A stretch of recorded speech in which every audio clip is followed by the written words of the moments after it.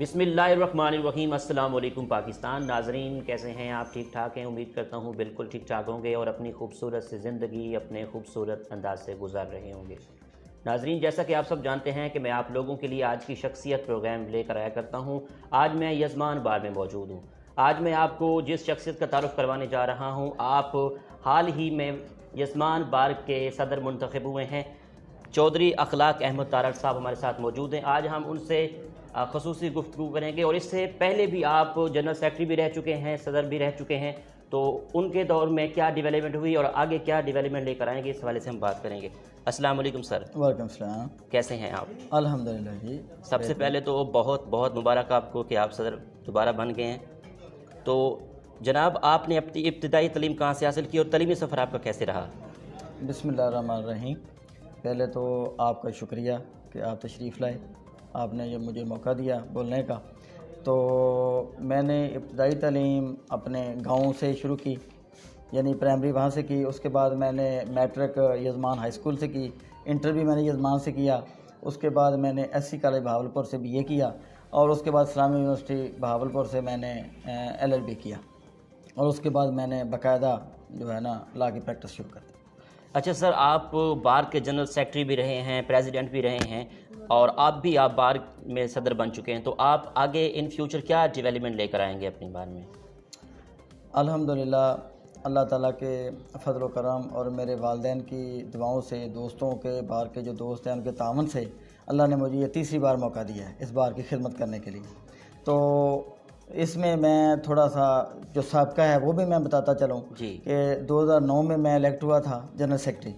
तो जिस कम्प्लेक्स में आप इधर बैठे हैं, तशरीफ़ लाए हैं, तो ये कम्प्लेक्स जो है इसकी जगह जो 16 कनाल जगह मैंने अपने जो उस वक़्त का सदर था उसके साथ मिल के बड़ी शब व रोज़ मेहनत के साथ ये अलाट करवाई। और ये पाकिस्तान की या पंजाब की पहली बार है जिसकी जगह वकला के नाम है और ये वकला के नाम करवा के और बाकायदा इसकी मैंने कुरानंदाज़ी करवा के शफाफ तरीके से ये दोस्तों में तकसीम की और अल्हम्दुलिल्लाह कोई आज तक भी कोई बंदा डिस्प्यूट इसमें पैदा नहीं कर सका। और ये आप मुलाहिज़ा फरमा लें कि कितनी खूबसूरत हमारी बार है। तो इसमें जो है ना इंशाल्लाह मैंने अपनी कोशिश की है। और उस वक़्त हमारे पास एक जज जो है ना, एडिशनल सेशन जज, वो बहावलपुर से 3 दिन के लिए कैंप पे आया करते थे। तो उस वक़्त मैंने कोशिश की, मेरे साथ मेरी रजीम ने कोशिश की और हमने सेशन डिवीज़न करवाया, जो आज अल्हम्दुलिल्लाह ज़फ़र इकबाल ख़ान साहब हमारे पास मौजूद हैं और वो परमानेंट जज हैं। वो यजमान में बतौर एडिशनल सेशन जज काम कर रहे हैं। और एक हमारे पास 2 सिविल जज थे। तो हम 2009 में तीसरा सिविल जज भी हम जो है ना हम उस वक़्त के चीफ जस्टिस साहब को रिक्वेस्ट की और तीसरी सीट हम लेकर आए। और इसके अलावा जो दीगर मामला छोटे मोटे थे बार के, बार और बेंच के मामला थे दीगर, यानी इधर बार शिफ्ट हुई थी तो इसमें बड़े मसाइल थे, वो सारे भी अल्हम्दुलिल्लाह मैंने अपनी बड़ी शब व रोज़ मेहनत के साथ वो हल किए। और उसके बाद दोस्तों ने फिर मेरे ऊपर एतमाद किया और उन्होंने फ़ैसला किया कि उन्होंने 2015 में सदर का इलेक्शन लड़वाया। तो अल्हम्दुलिल्लाह मैं सदर बन के मैंने बार की खिदमत की, बार और बेंच के अच्छे ताल्लुकात कायम किए। मेरे ख़्याल में इंशाल्लाह कोई दोस्त भी उस वक़्त में मेरे साथ कोई नाराज़ नहीं हुआ, ना ही कोई बेंच का कोई मामला बना बार के साथ। तो जो खिदमत थी अल्हम्दुलिल्लाह की। अब फिर बार ने यानी कि इंतहाई कमाल का मुज़ाहरा करते हुए मेरी ज़ात के ऊपर शफ़क़त की है। उन्होंने एक बार फिर मुझे यानी कि इसरार करके उन्होंने कहा आप ही कैंडिडेट बनेंगे। तो बिला तफरीक ज़ात पात सब लोगों ने मेरे ऊपर एतमाद किया है, उन्होंने मुझे इलेक्ट करवाया है, अच्छे माहौल में इलेक्शन हो गया है। आज अल्हम्दुलिल्लाह मैं अब सारी बार का सदर हूँ और मैं कोशिश करूँगा कि बार के छोटे मोटे हमारे मसाइल हैं, इधर बी ब्लॉक में हमारी टफ टाइल लगने वाली है, वो कोशिश करूँगा कि वो लगवा दूँ, उसमें भर्ती वगैरह डलवा के। इसमें इलेक्ट्रिसिटी के पोल वगैरह लगने वाले हैं, वो लगवा के दूंगा इंशाल्लाह। इसके अलावा हमारी लाइब्रेरी बनने वाली है। तो इसके अलावा हमारी साथ इधर ना जुडिशल कम्प्लेक्स के साथ कोई ज़मीन पड़ी हुई है, उसका मैटर मैं कल ही मिला हूँ सेशन जज साहब से। तो वो मामला ज़ेर बहस आया है कि जो जुडिशल कम्प्लेक्स की एक्सटेंशन का मामला है, इंशाल्लाह उसमें बाबे जो इक़्तिदार वाले लोग हैं उनसे भी मिलूँगा और जो रेवेन्यू डिपार्टमेंट है, जजेस हैं, इन सब से मिल के अल्हम्दुलिल्लाह वो भी मसला जो है ना वो मैं हल करवाने की कोशिश करूँगा। वकला के लिए जो यंग लेयर्स हैं उनके मामलात हैं, कोई चैम्बर्स के इश्यूज़ हैं कि उनके पास चैम्बर्स नहीं हैं, तो उसके अलावा जो नए हमारे दोस्त आने वाले हैं उनके प्रॉब्लम्स हैं कि भाई वो उनको नई नई प्रैक्टिस तो कुछ चंद साल लग जाते हैं, तो उनके लिए इंशाल्लाह अदालतों को कहेंगे कि उनको लोकल कमीशन मुकर्रर किया करें, लोकल कमीशन उनको करवाएंगे। इसके अलावा उनको जो कोर्ट कमीशन होता है वो मुकर्रर करवाएंगे। इंशाल्लाह जो यंग प्लेयर्स हैं उनके साथ में खड़ा हूँगा इंशाल्लाह। ठीक है, माशाल्लाह। सर, बार और बेंच के ताल्लुक को किस तरह बेहतर कर सकते हैं, इस बारे में आप क्या कहते हैं? इसमें ये है कि ये ड्यू रिस्पेक्ट है, ये एक गाड़ी के दो पहिए हैं। अल्हम्दुलिल्लाह हमारी बार की ये रवायत रही है कि इधर कभी भी कोई डिस्प्यूट पैदा नहीं हुआ।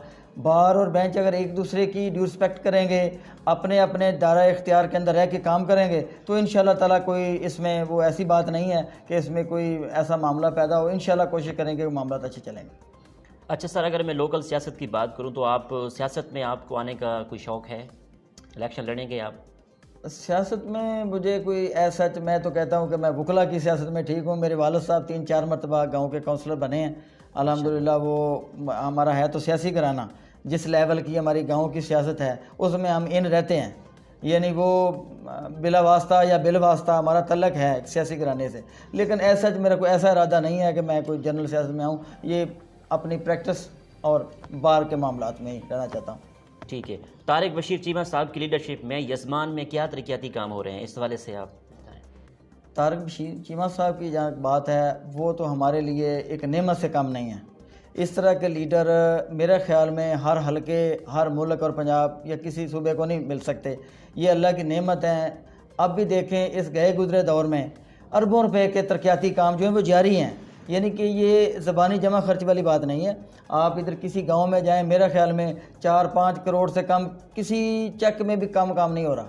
हर चक में कोई सीवरेज लग रही है, कोई सड़क की रिपेयरिंग हो रही है, कोई नई सड़क बन रही है, कोई सोलंग बन रहा है। इसके अलावा ये आप देख लें, 2 रोया सड़क हमारी बन रही है 1 वे, और ये अरबों रुपए का पैकेज है। इसके अलावा इधर गाँव अगर यजमान में देखें तो गैस जो है ये करीबी तमाम चकूक और वार्ड्स में यह भी धड़ाधड़ काम शुरू है, और उन्होंने ये करोड़ों अरबों रुपए का पैकेज दिया हुआ है। तो ये तो हमारे लिए एक यानी नेमत है, इसका कोई यानी कि दो राय है नहीं है कि अल्लाह मियाँ उन्हें सेहत व तंदरुस्ती दे, लंबी ज़िंदगी दे, क्योंकि वो इलाके के लिए एक मसीहा है। सर, मौजूदा यजमान की सियासत पर आपका क्या तबसरा है? जनरल सियासत की बात कर रहे हैं। जनरल सियासत में तो ये है कि अल्हम्दुलिल्लाह तारिक बशीर चीमा साहब जैसे उनका वर्क है, जैसे उनका लोगों के साथ लोगों का काम कर रहे हैं, नौकरियां दिलवा रहे हैं, लोगों का काम कर रहे हैं, तो मेरा तो यही तजज़िया है कि वो इंशाल्लाह नेक्स्ट भी कामयाब होंगे इंशाल्लाह। माशाल्लाह। और जो खिदमत करता है उसी का ही राइट है। आपकी आइडियल पर्सनैलिटी कौन है? मेरी आइडियल पर्सनैलिटी में तो मेरे वालिद साहब हैं, माशाल्लाह, कि वो एक सादा और अच्छा, यानी कि वो मुखलस हैं, लोगों के साथ भी मुखलस हैं, बेलौस खिदमत करते हैं, तो मैं तो उन्हीं को कॉपी करता हूँ। अदब किस हद तक लगा हुआ है आपको? अदब कोई इतना ज़्यादा तो वो नहीं है मेरा, लेकिन मामूली सा है कि बस शेर सुन लिया और समझ लिया, इसके अलावा तो नहीं। किताबें पढ़ते हैं आप? किताबें भी बस अब इतना टाइम तो नहीं मिलता, कभी कभार को टाइम मिल जाए तो। जो केस आप टैकल करते हैं उसको स्टडी बाकायदा करते हैं आप? जी अल्हम्दुलिल्लाह, मेरा ये है कि मैं कोई इतना ज़्यादा तो मैं इसमें नहीं कह रहा, लेकिन अल्हम्दुलिल्लाह जो केस मेरे पास आता है, मैं अपनी जितनी मेरे पास काबिलियत है अल्हम्दुलिल्लाह मैं जो अपना मुकदमा होता है उसको वक़्त देता हूँ, उसको प्रॉपर समझ के मैं कोर्ट में जो है ना वो असिस्ट करता हूँ। तो अल्हम्दुलिल्लाह मेरे पास जो बंदा क्लाइंट एक बार आ जाता है, अल्हम्दुलिल्लाह वो लिफाफा उठा के नहीं जाता। यही मैं समझता हूँ मेरी कामयाबी है। ज़्यादातर कौन से केस देखते हैं, सिविल या फिर फौजदारी? हाँ, ये यजमान एक लोकल इलाका है, इधर भाई कोई ये तो नहीं है कि अगर कोई क्रिमिनल या सिविल प्रैक्टिस या फैमिली कोई एक बंदा लेके तो नहीं चल सकता। मैं तो जिस तरह का भी केस आता है अल्हम्दुलिल्लाह वो कर लेता हूँ। माशाल्लाह। अच्छा सर, वकला बरादरी ने आपको सपोर्ट किया है, आप प्रेसिडेंट दोबारा बने हैं, तो आप वकला बरादरी को किस तरह खारिज तहसीन पेश करेंगे? मैं तो सारी बार का मकरूज़ हूँ। मैं तो बरमला कहता हूँ कि इस बार ने मेरे जैसे बंदा ना चीज़ पर इतना एहसान किया है कि तीसरी मरतबा और इस छोटी सी उम्र में इन्होंने मेरे ऊपर एहसान किया। मैं बार के हर यानी को जो रुकन है उसका मकरूज़ हूँ, और इंशाअल्लाह ताला मैं उनको यानी कि सल्यूट पेश करता हूँ कि उन्होंने मेरा इंतखाब किया है, और अल्हम्दुलिल्लाह मैं उनकी तवक्कात के ऊपर पूरा उतरूँगा, कोशिश करूँगा। बहुत शुक्रिया सर आपका। आखिर में हाँ, यजमान बार के यजमान के लोगों को क्या पैगाम देंगे आप?